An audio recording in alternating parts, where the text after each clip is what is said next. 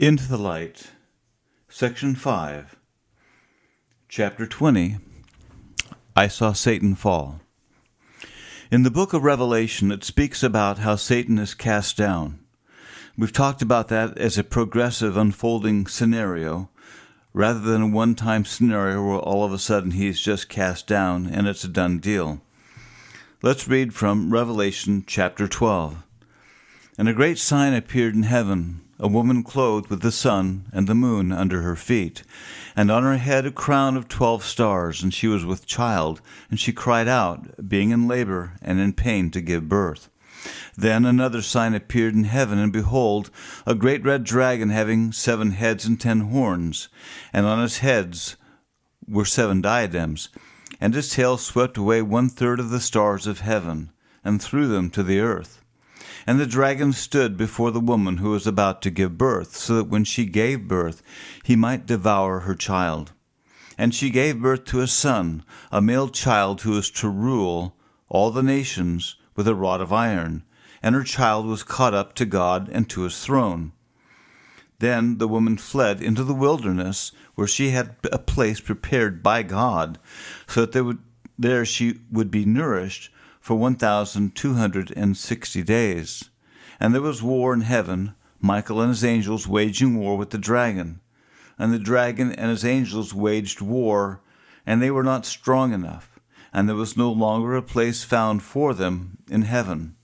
And the great dragon was thrown down, the serpent of old, who is called the devil and Satan, who deceives the whole world. He was thrown down to the earth, and his angels were thrown down with him. Now, what we've watched and seen over the last 20 to 30 years has been an unfolding development in this aspect of Satan being cast down. Contrary to some theologians, this event has not been a singular event, but it's been a progressive and to a large extent tied into the ascension of the sons. As the man-child is caught up, the satanic presence must be cast down. Both cannot occupy the same time and space, and God will not allow a vacuum to exist. So you don't remove anything without having something take its place. If you remember the teaching in the Gospels, Christ spoke about the deliverance of a demon-possessed man, and it was crucial that this man be filled with God because a vacuum could not exist. If Christ does not fill it, then Satan will immediately take up the slack. The scripture points out that if he's not filled with the Spirit, then 7 more devils, worse than the one he was delivered from, will come back and inhabit that man. The principle of displacement is a valid reality in the Spirit, and it has to do with a vacuum, because a vacuum will not be allowed to exist. The casting down of Satan is not something that happens overnight, but it goes hand in hand with the progressive ascension of the sons. As the sons ascend into their place in God, they automatically displace the satanic beings that had been in that realm, like squatters in a land belonging to the sons. We're not in a stasis situation where nothing's happening, and we're not in a situation or just place where we're waiting for the rapture, where all of a sudden God catches us up from walking on the plane of soul, and presto, we're sitting at the right hand of the Father. That is religion. We're dealing with something that's a progressive unfolding scenario, and the spirit world is being progressively cast out of the heavens as the sons progressively ascend into their place of destiny and ministry before the face of God. This is not new teaching. This is something that we've spoken about over the years. We saw it coming 20 years ago, but now is a time that this has begun happening. And what we've seen over the past 10 years has been short windows of time that would come, and we would see levels of casting down happen before our eyes. And that was a type of confirmation to the ascension of the sons that had slowly begun some 10 years ago. This explained to us what we'd begun to see as a progressive surge in the presence of evil in the earth, which had not been here before. When this first began to happen on a larger scale, the Lord spoke to us about what was going to happen in the earth as this began to unfold. And he said we would see a rise in illness, sickness, and diseases that we've not seen before, or that had not been around for hundreds of years. This has kept both the scientific community and the medical community on their toes. On a natural plane, people might say that the overpopulation of Africa is causing this, as a breeding ground for new undocumented diseases, or it could be due to the rise of different vaccines and the body's temperance to vaccines. People will rationalize this because they have no other explanation. However, what's been happening is an influx of the satanic hosts into the earth plane on a level that we've never seen before. And this is what is causing these weird aberrations to surface now, because we're dealing with demonic possession and entity attachment. And all of this leads to the point of what we want to address in this word. As God began to open up this path, this last leg of the race, so to speak, a lot of things came along with that. We've spoken about bonds and contacts and cords and all of those issues that exist on the plane of the soul that everyone has to work through to get free. We've gone over this many times in other books, but at this juncture in time, another dynamic has entered into the equation that we've not seen before. Now more than ever, we've entered the timeline of the wise and foolish virgins. I would hope that the wise virgins would have done their homework by now, because the emerging presence of the satanic host on the natural plane is causing a meteoric rise on so many levels of violence, anger, hostility, and murder. The world has changed greatly in the past 4 decades, and it's all due to the influx of the satanic hosts into this natural plane of existence. It's time for God's sons to get free and stay free, and to wake up and realize the time that they're walking. A great deal of this freedom comes with dealing with the bonds and sympathies of the soul level. It's time to put off this body of death that we have lived with so very long.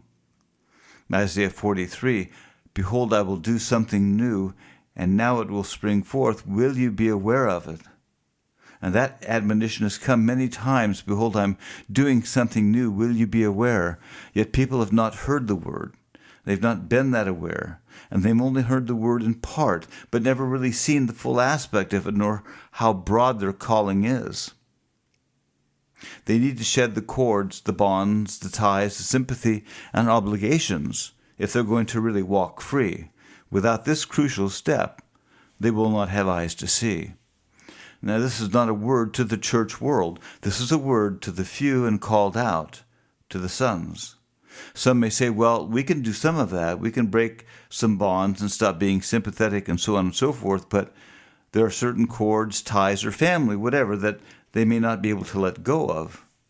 Well, there's no halfway to do this. You either thoroughly break the cords, the bonds, and the ties that bind you from entering this level of sonship and sight, or you do it only in a measure and achieve absolutely nothing. A lot of people have been that way. Well, I've done a few things, but it hasn't made a difference because we still are not able to see. And they will not understand or see a difference unless this word is approached with the intensity and carefulness that's needed. As I said at the beginning, there's yet another dynamic that has entered into the equation that we haven't seen until recently. Not that it hasn't been in operation, we just haven't seen it as clearly as we've seen it recently. And what we have seen goes hand in hand with the rising influx of demonic entities into this natural plane. So you say, well, what is that? Well, it's embodiment. In the spirit world, there's a drive that we don't understand and cannot relate to on the part of the demons and all of the many orders of satanic hosts to be clothed or embodied within a physical body. You remember what happened with the devils that Christ sent into the swine. He cast them out of the man, and yet there was such a desire to possess a body that they said, well, here, send us into the herd of swine, which Christ did. And we know how the story ended. The swine couldn't handle it, and they went and jumped off a cliff. Well, we're seeing a rising influx of the demonic world overlapping into the natural plane and actually integrating into the natural plane more and more. Now, with this happening, we're beginning to see a lot more entity attachment, spirit possession manifesting within people. And this is where and how diseases and a lot of other problems are arising. They're not arising out of some sickness born to the natural plane, but out of the embodiment of the satanic hosts within the physical body of people. Now, this is not anything new, except we're seeing a massive influx in this right now. Now, a different dynamic has come up on the radar, and we're still coming to a deeper understanding of what this warfare against the saints is all about. In the book of Daniel, the word speaks about the saints possessing the kingdom, and judgment is passed in favor of the saints of the Most High, and the saints possess the kingdom. However, I don't know how much we've understood about the warfare that is happening and unfolding against the saints of light. We know that Satan seeks to wear out the saints of light, and perhaps you've felt the intensity of the warfare, but it's only going to get more intense. In Daniel 7, I kept looking, and that horn was waging war with the saints and overpowering them until the Ancient of Days came, and judgment was passed in favor of the saints of the Highest One, and the time arrived when the saints took possession of the kingdom. Now, several years ago, the Lord began to convey that He was going to open the eyes of His sons that they would see. He said, "Know that the battle is coming. Know that the battle is coming." To this day, that word has yet to be fulfilled. We've certainly seen an influx of spiritual warfare and conflict, true. However, I think what was being alluded to is something far greater. The equipping of the sons with the ability to see the spirit world and know exactly what they're dealing with is on the docket. The dynamic that we've seen begin to unfold has to do with everything we've just been talking about. The spirit world seeks embodiment. And to what end, you ask? At this point in time, it will take the warfare against the saints to another level, encompassing both the spirit and the natural plane. There are very few out there who don't have some sort of entity attachment going on. Entities that may not even be demonic, but they're deceased who've been stuck in between levels, so they end up attaching themselves to people. I would venture to say 50% of the population falls into that category. And why are so many on Prozac? It's more than just the stress of everyday life. The warfare is becoming more focused against the saints of light as they're poised to break through the gate and enter into resurrection life. That's not a surprise, because this breakthrough will lead to a huge shift of balance in the spirit world. As the devils once spoke to Jesus, "Have you come to torment us before the time?" Ah, now is the time. So beware, your personal warfare will be according to how much you've done your homework concerning the issue of bonds and contacts and sympathy and obligations. The realm of the soul will become more and more the battleground, which is why we must get out of the realm of the soul and come up into the realm of spirit. And this issue of the soul we have dealt with for many years. However, now it becomes a greater jeopardy. And this is how Satan himself is coming and will come against the saints of light. Do you understand? Do you recall what happened to Christ when he was on his way to Jerusalem? Peter told the Lord, "Don't go there. They're just going to take you out." And Christ turned and looked at Peter and said, "Get behind me, Satan." Satan had entered in just a moment of time, and Christ discerned it immediately. And how did that happen? Well, we'll probably have to ask Peter about that later. Nevertheless, it happened. Christ was not swayed, nor was he moved, because he was not bonded or connected to the disciples on that level and in that way. This is what happens when bonds and cords have not been dealt with, though. It's all about access. If Satan can find a way to access you, then he will send everything he can to come against you with the intent to destroy.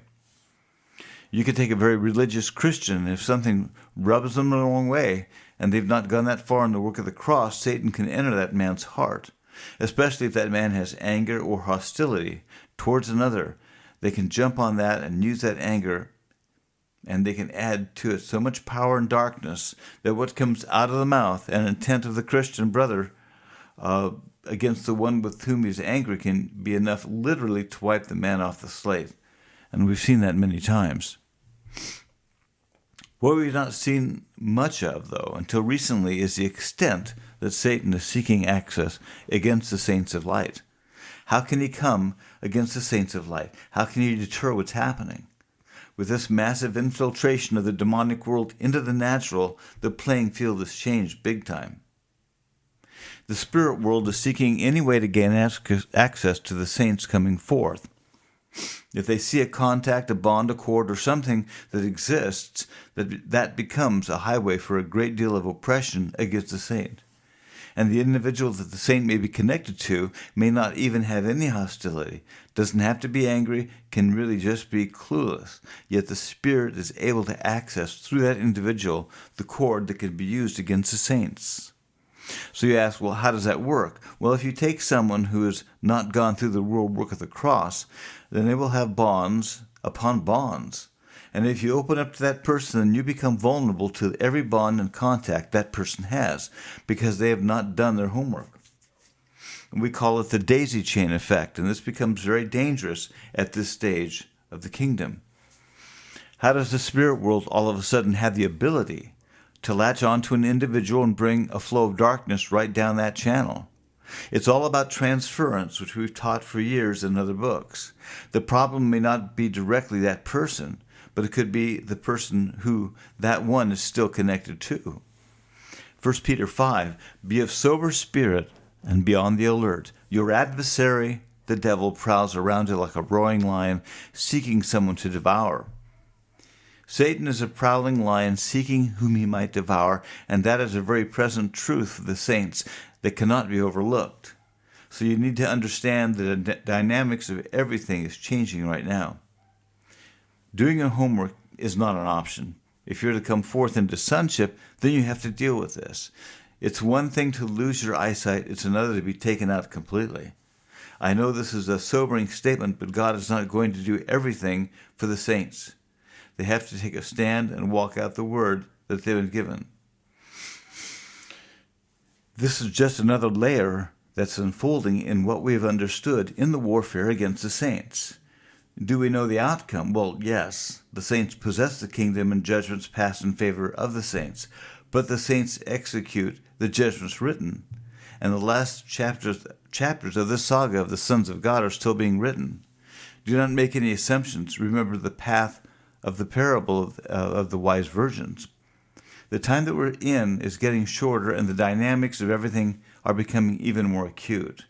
This is the time for the sons of God to become and to manifest all that they are.